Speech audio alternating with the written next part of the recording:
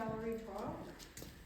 We are pleased to present the 10th Regional Juried Photography Show for the Art League, and I'm Sarah Ganter, I'm the Executive Director. It's been very interesting to see the show evolve over the years, and it's really a popular and competitive exhibition for us. We had over 150 submissions for this, and then Kathryn was nice enough to be our juror for the show and awards judge, but she selected 37 artists. Oh, 37 Yeah. artists. Yeah, and 60-something pieces, so, and Nick did a great job of piecing everything together for the display. But thanks to anybody who came to the opening last night. That was fun and very crowded and unexpectedly so, I think, for the weather, but that was great.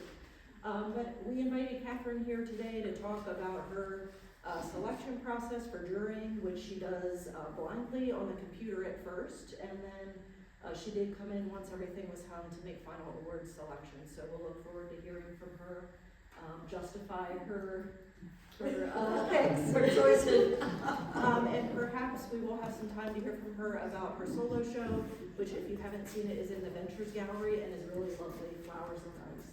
So, Kathryn, go ahead. Thank you. And congratulations all for being brave enough to come out this morning. Thanks so much. Someone's coming in. I think we may have some people coming in a little late, but they can join us. It's been a real treat to work with the images of this show, and especially to work with the folks at RAL. They've been very helpful and very supportive, and I can't say enough in appreciation for the support, as well as my ongoing admiration for Nick Serratori's eye and the way he hangs a show. The images here are so disparate that I couldn't imagine how he would do it to make a coherent flow, and that's part of Nick's magic. In terms of judging, it's something that I got involved with about 10 or 12 years ago, maybe even more, when I took a judging program through the Photographic Society of America, which I think, John, you have done, and found it very helpful for improving the way I see photographs and my ability to critically evaluate my own work. And at the time, there was a discussion at the Coastal Camera Club, which, if you're not familiar with it, is a wonderful, wonderful learning and sharing organization. That we needed to improve the way we judged our competitions, our monthly competitions. And so we put together this judges training program. And it consisted of doing a structured kind of curriculum, but then the judging apprentices would judge each competition that we have. And so every month they'd get an opportunity to practice their own assessment of all of the images in the competition. And the 2 days afterwards, we would meet in person at that point and review the images and review people's scoring and their rationale for why they did it. And it turned out to be a wonderful training program. Again, for people to improve their ability to see and critically evaluate images as well as their own work. And over time, some people have taken the program just not with any interest in judging competition, but with a concern just to help them perceive more clearly and learn how the camera works to get the impact. So since then, we've had probably 30 or more people go through the program, and we still continue to meet monthly. At this point, the competitions are virtual, and we meet on Zoom 2 days after the competition, and again, review the competition. Why does this image work? What about it? What about the choices that were made? Create an impactful image.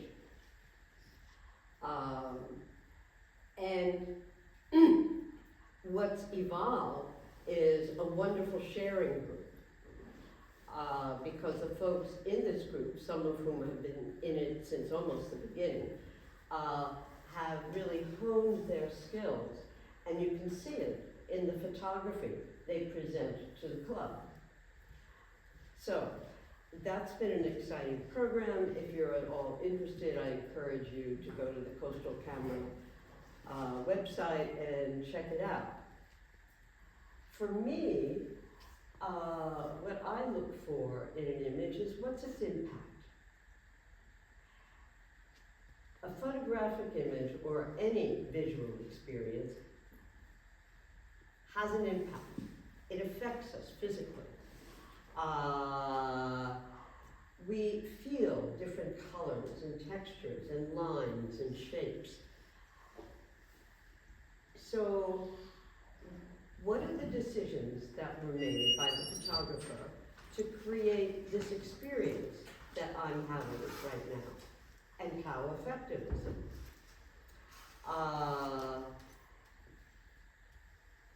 I've been recently reading, actually, I asked for Christmas, David Duchamn's latest book, Light, Space, and Time. He is a really favorite author of photography, and writes extremely well as thoughtfully. And his book, Light, Space, and Time, gave me a kind of structure or framework for this talk today.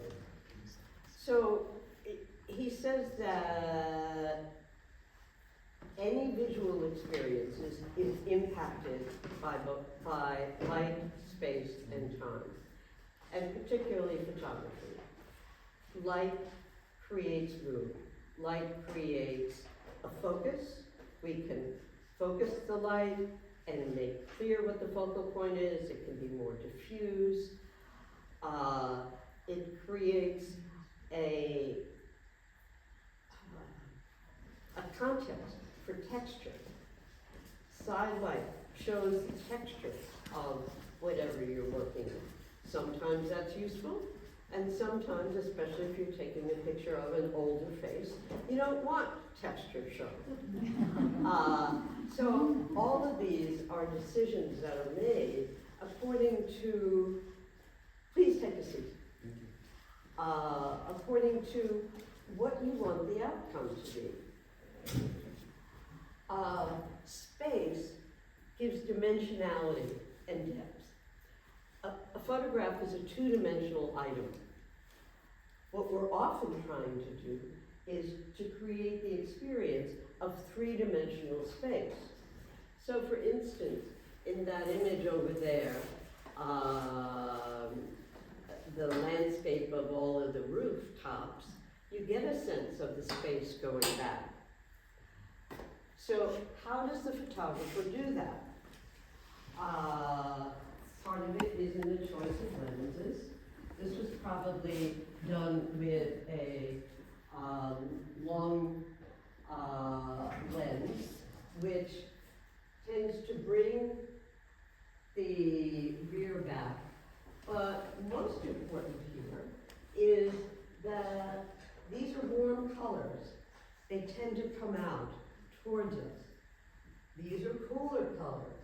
They tend to recede. So it gives the impression of a third dimension.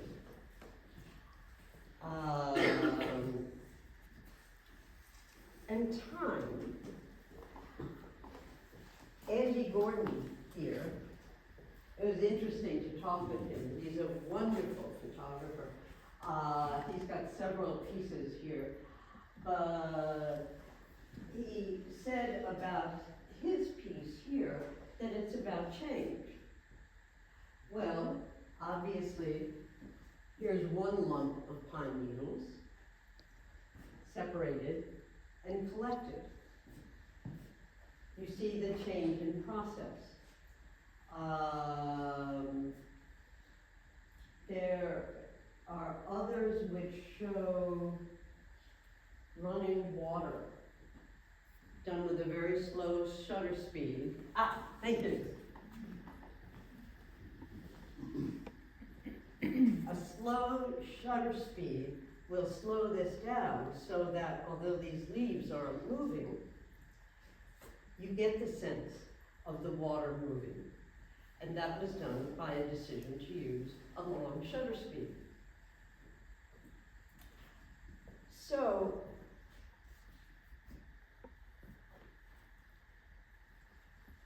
I've been thinking lately that there are basically 4 decision points that one has in making a photograph.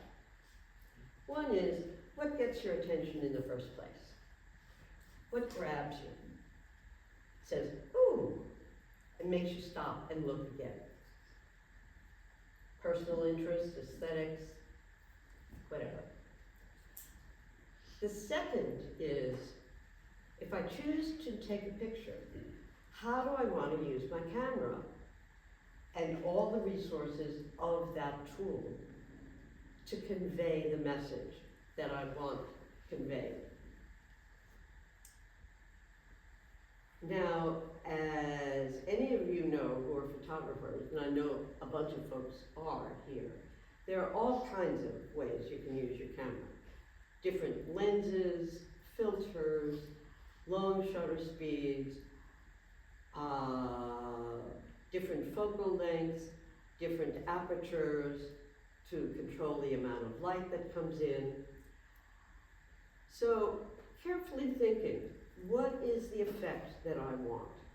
Do I want the water frozen in time, or do I want to have it flow?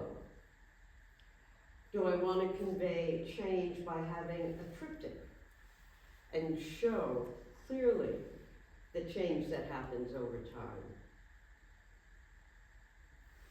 So, the better you know your camera, the easier it is going to be to get the message across that you want to convey.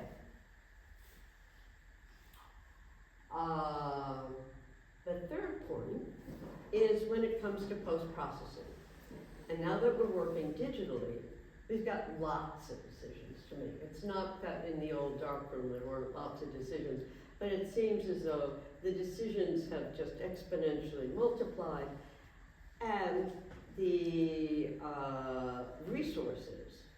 Oh, you want a nap? Well, there are 15 new ones available. So then it's a question of how I can use all of those resources, again, how I can skillfully use them to accomplish what I want to. And the third and last point of decision making, and obviously there are smaller decisions that happen at each of these points, is in presentation. And I can't emphasize how important this is. In fact, I've got new prism lenses and they do weird things for my eyes.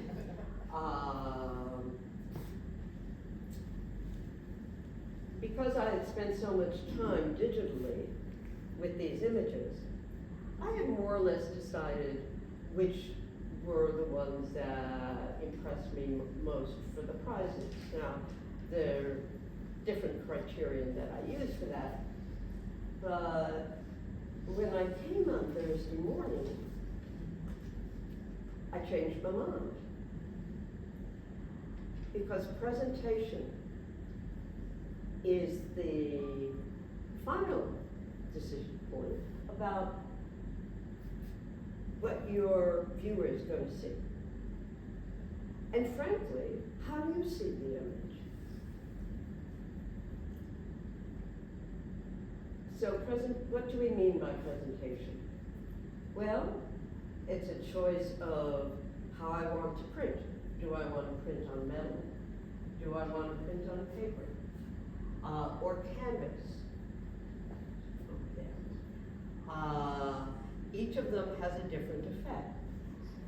Metal is really wonderful for really showing off details. Paper can be softer, more intimate, because you have to frame paper. It can help focus the eye in.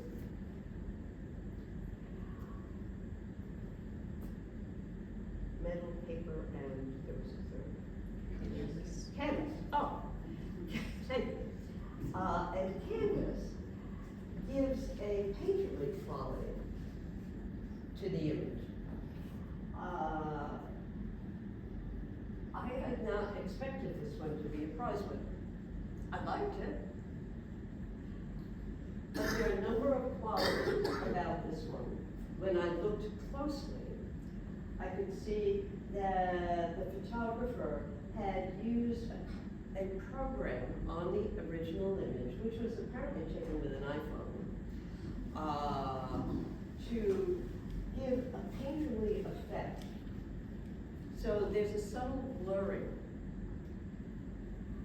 that you can see, especially if you come up close, and it has the effect of making it look like a painting. Putting it on canvas enhances that. That effect, for my eyes, makes it a little more abstract than photorealistic. The fact that this man's face is in shadow says to me it could be every man, any man, and it becomes an iconic image. So what I originally thought was a nicely done image, well framed. The subject is framed by these vertical lines, which again give an abstract quality. So it can also be said to be about shapes and lines and color. We haven't spoken about color and how important color can be to grab and to emphasize. This adds a bit of life. It would be duller without that red shoe.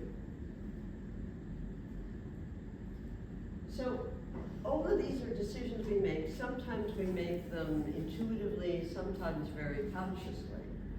But the more we can be aware of them, the more control we have about our final product, final outcome. A good photograph is, a product of intention, what I want to do, attention, and perception in the moment. What am I noticing?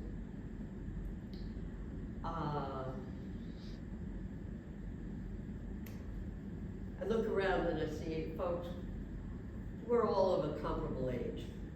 And I don't know if any of you have tried any of these programs designed to improve your memory or to improve your perception about things.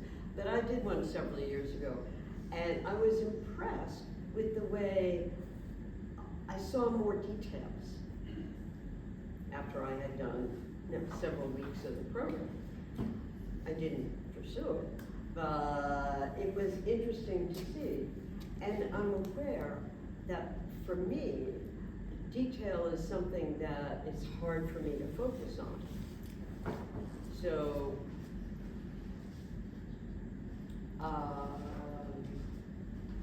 the camera, what I've learned over the years, is that the camera and the frame that I look through in the viewfinder helps me to focus. It keeps me from being distracted all over the place. That's one of the ways the tool is useful for me. another way that I help focus myself is that you'll see in my show that my work is, at this point, very focused on a particular kind of subject. Now, that both has allowed me to get to know how to work with that subject, which are frozen flowers, and the more I focus on it, the more I learn, the more skillful I become in working with it and having my camera actually get the images that I want. A good photograph consists of my aesthetic choices. What pleases me? What do I think best conveys the message that I want to give? And it consists of knowing the tool I've got and how I can best use it. How we perceive is a function of what captures our attention. What fascinates us? Is it okay if we pursue a path that's very narrow and specialized? Or should we be out there and be a generalist? Well, it's all a question of where your energy is and where your enthusiasm is. The more energy and enthusiasm we can bring to a given moment, the more precise we're going to be about the message we want to share. So Duchemin talks about constraints. And when I was reading what he was saying, it intuitively resonated. Constraints, limits to what we're doing, reduce our choices and help us to focus. It makes clear the challenges we have and the problems we have to solve and what we need to do in order to get what we want. He says that constraints don't help us think outside the box. Constraints help us to know which box we want to work in. So I've been reflecting for a while about, frozen flowers. Fascinates me, but is that really what I want to be pursuing? Because I've been doing it almost exclusively for a year. And I happened to raise that in a group with our teacher, Connie Bowden, who's a wonderful photographer of Baltimore. And I should have known in raising this, for 50 years she's been photographing the same stuff. It's shifted and changed a little bit, but it's all been the same. And it's fascinating to see her work and how it's evolved over time. And by limiting the choices, and her choices were just what captured her eye, and it's about light, human shapes, and shifting time, and they're somewhat abstract. She uses a lot of mirrors and reflections, and for several years just photographed models in a pool of water, and it works for her. So I think part of the task is to figure out what works for you, and then push your edges. How can you expand that a little bit? And mastery, as with any skill, comes with focus. Knowing what I want to do and figuring out what the task is again and again and again. So it comes with focus and persistence. Duchemin says, the reality is that the photographer who works with a carefully chosen bag of tools, i.e. not every lens in your kit, will have greater proficiency, and the photographer who limits their subjects and focuses the direction of their work will be more articulate in speaking about them through their photographs. And I thought that that was right on. So, the final component of a good photograph or a good photographer is presence. Be present and here with what you actually see and experience. There's a component of luck. Anyone who's out waiting for the animal of choice in the moment, whether it be a lion or whether it be a blue jay, knows how important luck is in that. But in addition to luck, you have to be present to experience it. And the final component is be prepared. Have your camera with you.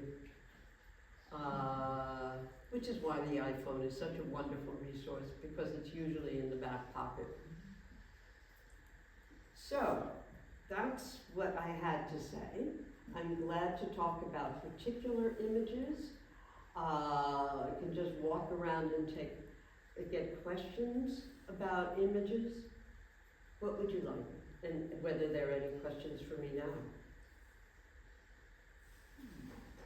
Yes, please. I'd like for us to walk with you and for you to say what you saw in the winners. Glad to do that. Thank you. I think I already did that somewhat with the second place winner, but I'd be glad to go back there. Okay. Any other questions or preferences? I'm open. Okay, shall we do a walk around? Yeah, let's do that. Okay, here.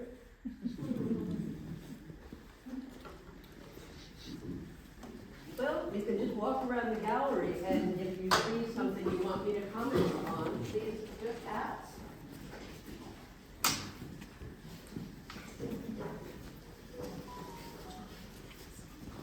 We have here a range of landscape, a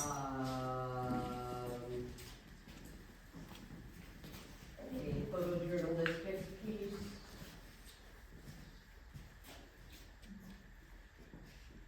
any particular one you'd like to comment on?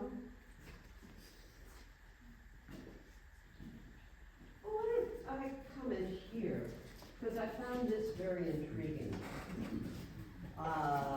It can be called, photojournalism or documentation. What's the mood that you get from it? Pardon me? Empty and lonely. Empty and lonely, kind of bleak. What gives that mood? The lighting. If there's only one option. Empty gallery. Bingo. Yeah. And it's immediately the focal point because of the color. If it had been a rusted metal item, you wouldn't have focused so much on it.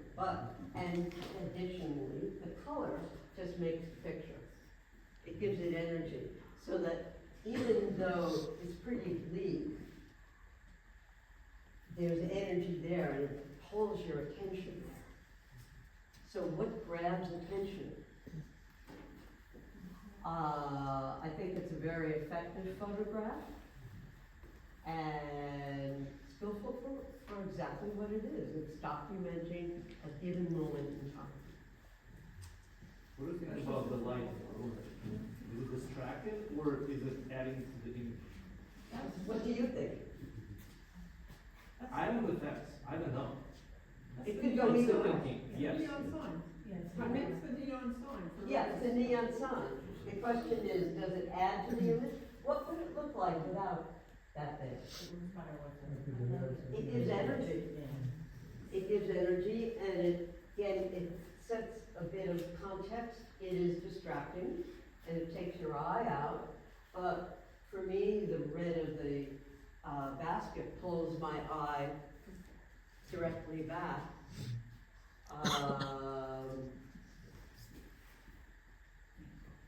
And is it Edward Hopper who does the American Yes. painting? Exactly. Exactly what I said last night. It just reminds me of the kind of moodiness and the loneliness of his painting. Any other thoughts about that one? Well, it's kind of symbolic since all the stores closed. Yes. Yeah. I do have another question about this landscape as well as the woman who looks like the mirror. To me, they seem both like hybrid pieces. They could be viewed more as a painting as opposed to a photograph. Could you say why you included them in a photography show in terms of your boundary between the hybrid piece being a photograph versus being a painting? That's an interesting question.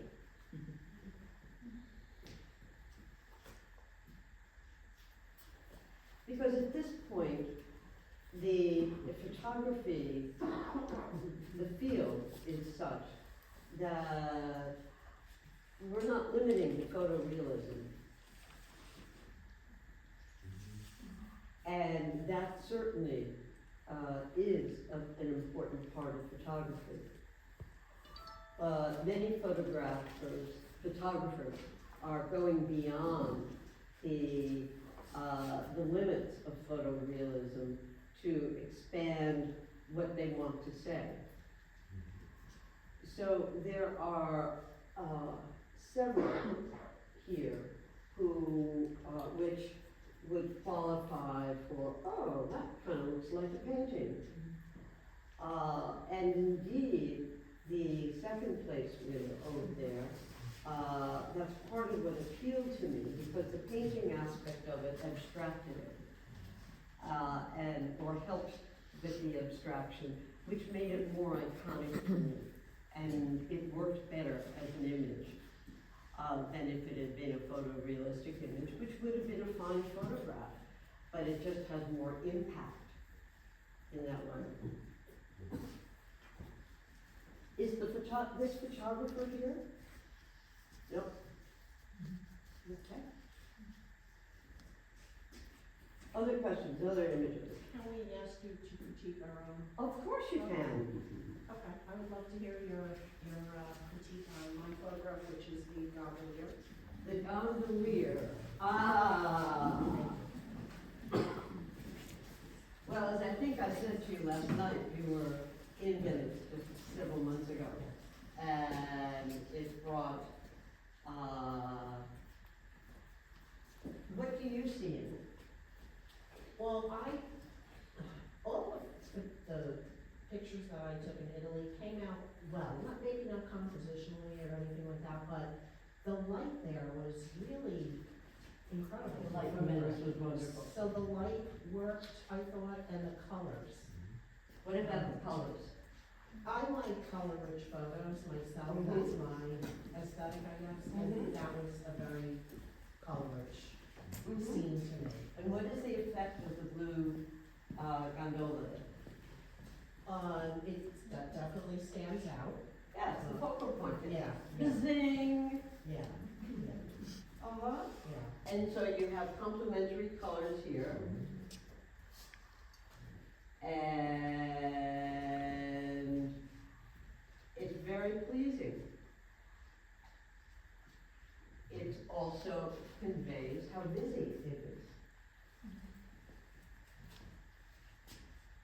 I was interested that you chose to give it such an elaborate framing.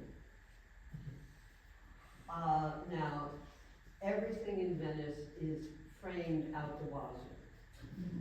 So it can add to, oh, this says Venice. The frame felt Italian to me, Yeah, you know what I mean? yeah, It felt yeah. like that gold gilt they use a lot, but I wanted it to be slightly modern, Right. because I I only took that picture last year, so it is current day Venice. Yeah. So if this were my image, I would probably, because the image itself is so busy, I would probably want a simpler framing. Okay. Because the framing, for my eyes, somewhat competes with the busyness of the Right. image. Right. A busy image is okay, but then it comes to the question of how do you present it so that the viewer is drawn into the image and not distracted Right. from what's going on in the image. Right. I get that. Yeah, but I think it's a fine image, the colors are great, the lighting is great, composition is good. You get the sense of those long, narrow, Yeah, the canals are. canals, Yes. yeah. So it's a successful image in that it takes you right there. Okay, thank you. Good. Anyone else have an image? Can you talk a little bit about this one? This one? Yes. Yeah, that one's a puzzle, isn't it? It is. That was the intent. Are you the photographer? Yeah, this is mine. And that's your camera? Yes. Okay. So it was taken with this camera. When It's, was it's it not taken? digital. Pardon me? It's not digital. Right, It's because not. it's a gelatin silver print. Yes. Well, I just couldn't figure out if it weren't digital, how do you accomplish that? I used two negatives, one after another, so I exposed one negative, then I took it out with another one, and I had two pictures actually exposed in one piece of paper. It was 15 steps, like consecutive steps. I was going in to order say, make one image like that. how long did it take you to put that together? It took me about maybe 5 hours to figure out the process to make this image, and the whole like sequence takes about a minute or two, because I need to Right. change negatives, Of I need course. to change contrast filters, because I use the printing. So I have 5 prints, it's like limited speed. Yeah. Don't give me more because it's tedious. But I was curious about your impression, what you feel like. Is it Well, it confusing kept enough? bringing me back, and the feeling is, wow, that's weird. But I kept coming back to try and understand what it was you were trying to say. And what I will tell you is that Nick Sarator, who was the curator for exhibitions here, said that was his favorite picture. Oh, wow. I'm very pleased. Yes, yeah, So far, I, this is my favorite picture too. that's why I'm telling you this, because I thought it was very high praise. I think it is, very skillfully done, clearly requiring lots of time and care, and I'm curious to see what else you do. Next year, maybe. Next year maybe, and that's a wonderful camera you have. Thank you. It's relatively new for me. Pardon me? It's relatively new for me. I'm using my AR-6 images maker, so this is like a version. Ah, how heavy is it? It's like regular DSLR. It's not that. Great, great. Thank you. Ah, Where did one start and the other, Hmm? where did, like, is this part here on top of that? Or was that where? Well, the sky was really, really bright, and because of that, I was able to blend the sky seamlessly into the ground on the top image. So I had like 2 negatives, and I just like placed one and then another, and it was very easy. I was really careful with exposing negatives, so I was just like lucky with blend. it's wonderful. Thank you so much for explaining it, because I've spent a fair amount of time looking at it, trying to figure it out. That's what we do too. First those reflections on it was that. Yeah, really. Okay, yeah, While we're over here, yes, my yes. mind is over here, the flamingo, I was curious, what your thoughts were. What did you like best? I liked the reflection, and the dark background. Since I do a lot of nature photography, I'm always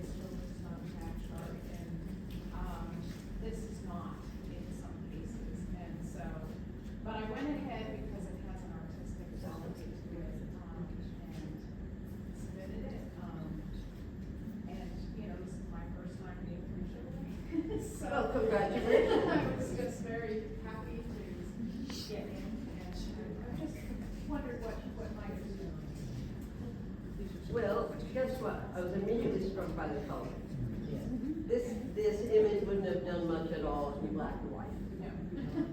And I was struck by the reflection and how perfect the reflection is, and wondered, was there any wind that day? It was taken in the Galapagos Islands, the Floriana Island, in early morning. And that particular morning, everything was like glass. But it changed, you know, it changed during the time I was standing there. Yeah. So there were quite a few flamingos, and that one was a bit far, so I had a long lens on and it's cropped. But it was just Well, you got peaceful it. and serene and just, it was kind of magical morning, you know. It's peaceful and serene, and it was a magical morning, and you got that. And I'm not a nature photographer. I have great admiration for folks who are. But it's certainly sharp enough for me. And the reflection is, it just is mirror-like. And the flamingo seems to be just very content there. And that's the feeling that it gives me. Which is wonderful. Congratulations on it. And, you know, the choices you made about exposure, that only a little bit looks like might be blown out up there, but again, that depends upon the printing process. Printing on metal tends to increase contrast. I think the printing on metal works. It adds to the smoothness of the feel of the image. Yeah, yes. This is just an observation. Please. I'm not a photographer. Ah. I'm a picture taker. Yeah. Well, initially I did not care for that. Uh-huh. It just does not fit. But when you were explaining about it and how composition with the two white columns, the way it looks more like a painting, I appreciate it more. Is it something I would gravitate by? No. But I appreciate it so much more from your explanation. Thank you. And the understanding of it. So if I understand it better, sometimes I appreciate it better. I think that's true for most of us, with most things. So let's go on to other pictures. I Anyone? just have one question. Upside down? Debbie, have you tried that? I've done that with a different image where I flipped it because of reflection. It's always interesting to look at. This particular one, I liked it the way it was just because it was a personal memory that you know, was just. Yeah. I'm just wondering how different it was. That's an interesting question, isn't it? Yeah, I mean, it is a great reflection. It is. I was very pleased. But even, if you've been to my show, a number of those are flipped. The composition changes completely when you flip an image. And one very successful photographer told me at one point that an image should look as good upside down as it does right side up. I'm glad if it works one way. But I often will flip it, just to see. And we were in a class yesterday, a group yesterday online, when we were evaluating images, and we were flipping it around to see, what the most successful presentation was. How do you distinguish between a photographer and a picture taker? We all take pictures. The way you label yourself. I think if you hold the camera in front of you, you're a photographer. Other questions?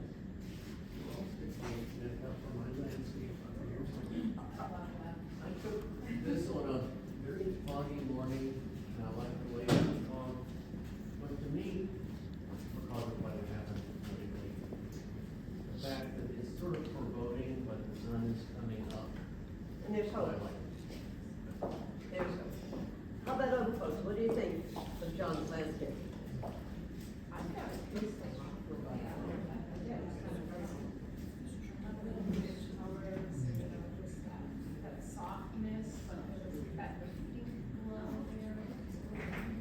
Yes, yes. Yes, That adds energy. yes. That adds energy. I liked it a lot. And I was really pleased when I finally saw it was yours. So I was thinking, that's different from John. I'm mainly a nature. Yes. John does incredible bird photography. And I was pleased to see that you're exploring different expressions. And thought it was successful. As I said last night, it might have had a bit more impact if it had been larger. Sometimes that's hard to know until you've got it framed. I was really irritated to see a couple of my images framed back there, and because I really wanted them to stand out more, and I really wanted two of them to be larger. And it was like, oh well, too late now.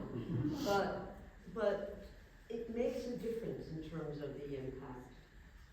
I felt basically that those images deserved to be larger. They merited it. However, let's go on to any more. And feel free to leave anytime you need to. Can we go to mine? Sure. It's the left of the door, the bottom one, the airplane.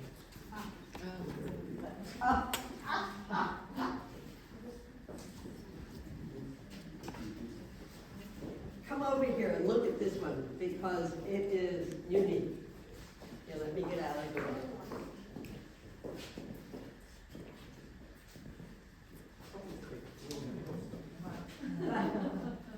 Can you see the airplane just skimming the top of these cars?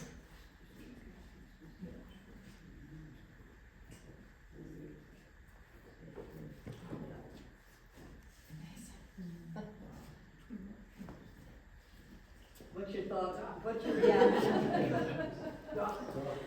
No, yes. I think that's one that should be very large. Very large. What kind of camera was it? The Nikon, the simple camera, digital camera. Yeah, okay.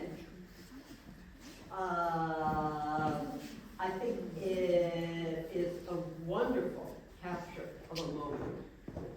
You were lucky, and you were prepared. You had your camera with you. The exposure's good. You get a sense of the moment, which is wow. Nobody's going to forget that moment soon. So, it's an excellent photojournalism shot.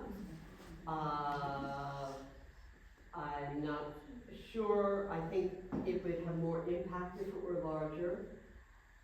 And if it were presented, probably with a mat or done in metal, but when I first saw it, as I was reviewing the images, I chuckled and was glad I wasn't there. Did you jump out of your car and take that picture? Or were you in your car? No, I was a tourist and I was at the beach.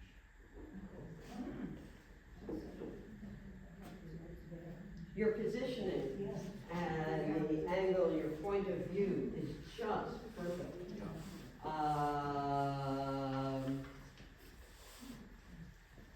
Congratulations. Thank you. How about any others? Who got the winner? Yes. Oh, yes.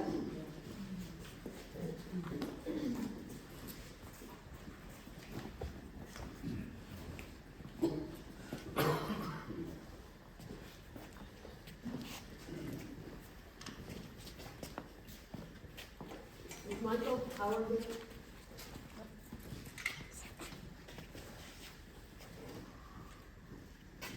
Well, when I was looking at them digitally on my computer, I looked at that and said,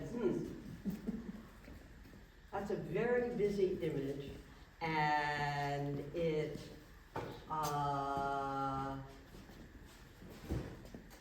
was probably taken in one of these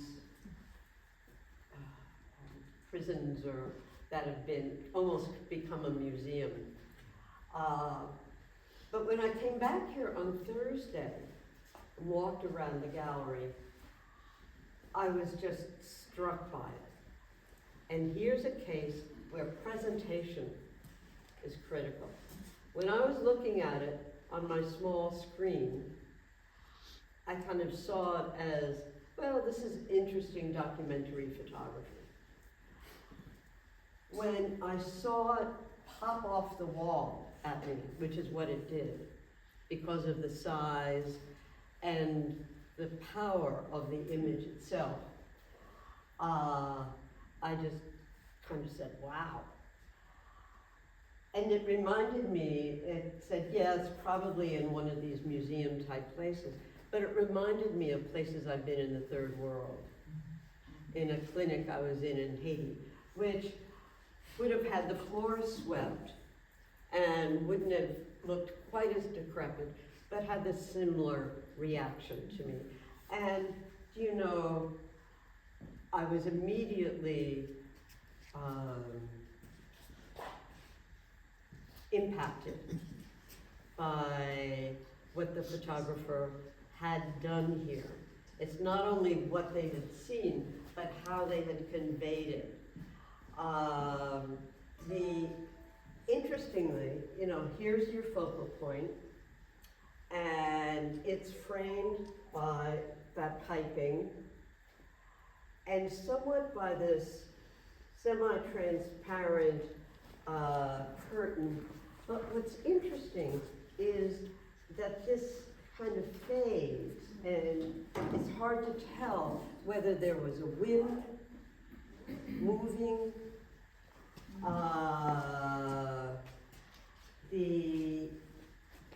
So that gives a sense of time and in the space that's here. It could be that the no, that's it.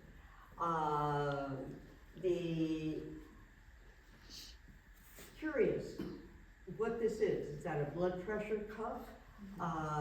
But that's a curious detail there.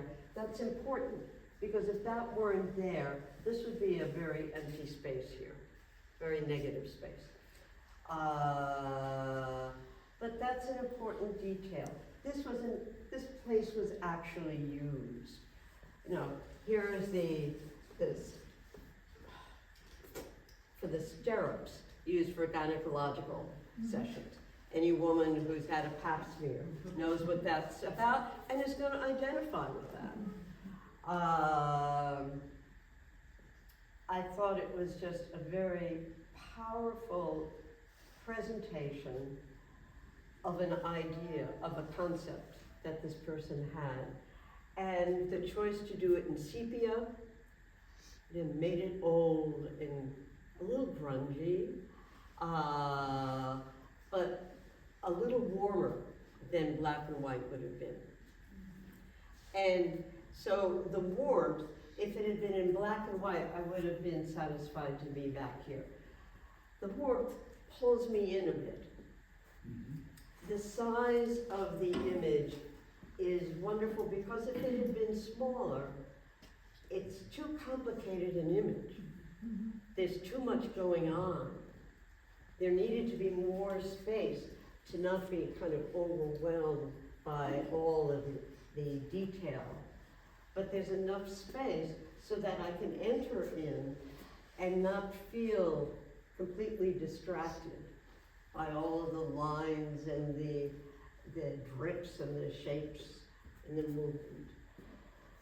What do other folks think? The lighting is beautiful. It's such Seriously. a beautiful setup of the light. It's very unusual for this space. Usually it's dark, especially in corners, so you see nothing. And here you have all the details, even the shadows. Very good, graceful. Very Yeah. nice. Details in the shadows. Yeah, and on another side too. Yeah. Other comments? I feel that the three top winners all evoke strong emotions, all three of them. This photo is, you can see it in a psychological thriller almost. It disturbs you a little when you first look at it, but it definitely, you know, and you could have a lot of discussion about that as you can about the other two photos. I mean, I think a few of us spent quite a while talking about the man meditating, if he is meditating, or if that's just the name of the image. But, when I first looked at it, I thought it was a homeless man. Then I said, no, maybe this is a Middle Eastern man sitting to pray at prayer time. So there was a lot of, but it definitely brings up emotion. That brings up emotion. The homeless man. There's a brings up story emotion. with each of them. Yeah. I don't know what the story is, but I sure can make one up. Yeah, that's definitely. And that is what we strive for. Let's go to the third place winner over here. I'm so glad you raised this because I might not have gotten it.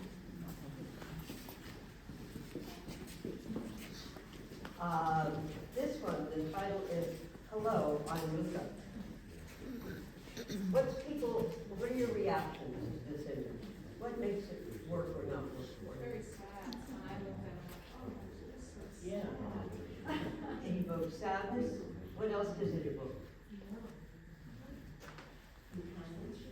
Companionship. Right. Neither of them are alone.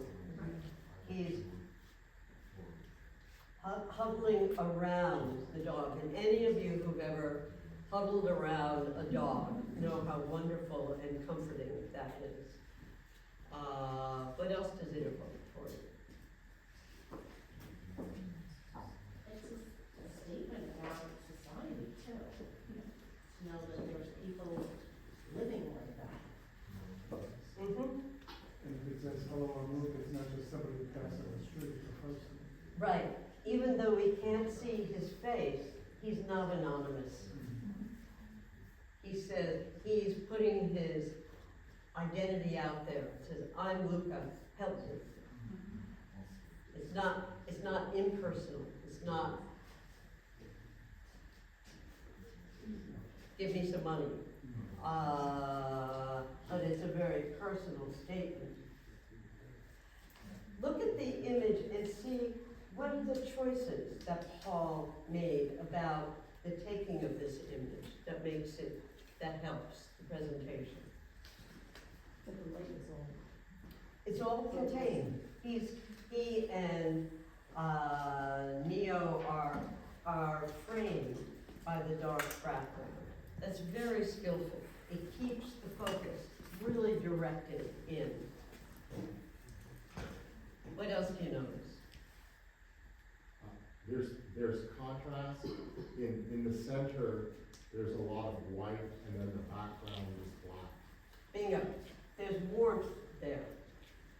You have the warmth of the kind of golden fur of the cardboard. There's brown markings on the dog.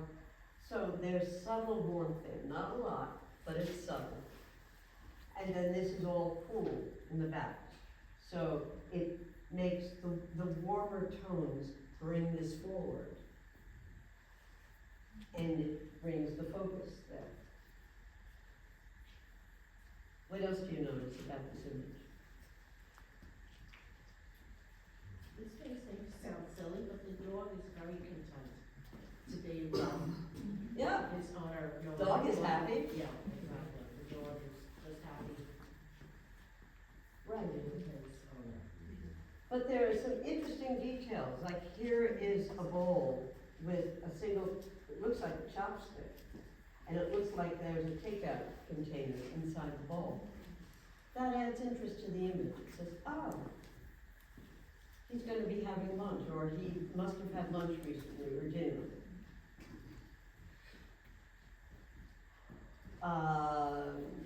I wonder if the cup is in fact a coffee cup or for donation. Yeah. Placement for, maybe for the donation. Yeah, yeah, yeah. So I think you decide So if we take those three, how did you decide the ranking 1, 2, and 3? Interesting question. Don't turn it around. Okay. That one had the most impact for me and was complex, but the complexity worked. It wasn't overwhelming, and I just think it's an extraordinarily powerful image. Now you said, was that in your top 3 before No, you came? it wasn't. It was not. Okay. It was not. This one was, it probably was number 3, which is how it ranked here. And with number 2, meditation, I was surprised that I had such a stronger reaction to the actual print on the canvas than I did on digital. I thought each of them had stories, each of them photographically had very strong qualities, and they worked for me. You may not want to answer this question. So Yeah. which picture got bumped? What? Which picture got bumped out of the top 3? Oh, lots. Good way to answer it. Lots. I really liked John's, I find that very appealing. This reflection over here in the corner, would be very interesting to see it larger.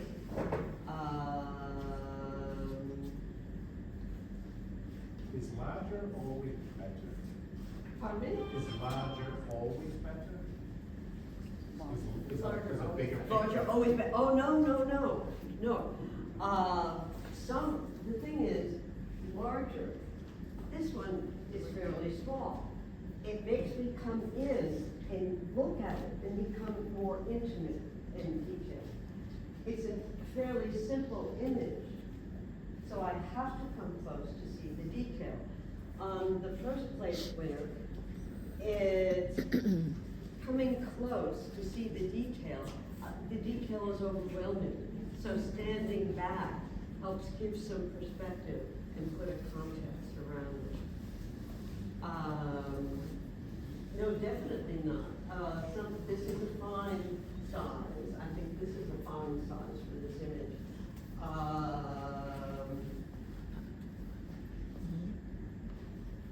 think I said I'd like to see John a little bigger because I think it would have more impact. This landscape in the corner over here, I thought it was skillfully framed, but it requires that I really come up close to see what it is. And that works with this image. That works. That blowing it up, I don't think would have made it more impactful. So it's all a question of what is the image itself asking for? Does it want people to come close? I don't want to come too close to these. This is perfect size too. And this is the perfect size. You can see it from a distance and see clearly from a distance. And you can, but it also beckons coming closer. The warmth of the pine needles kind of bring me in, but also the details bring me in to want to see it more. This is also Andy Gordon's, and I think that's a perfect size. I wanted to see this one larger because I wanted to be able to see more of it. But the size that it is makes me come in real close. And that's okay, as long as there aren't too many crowds of people around.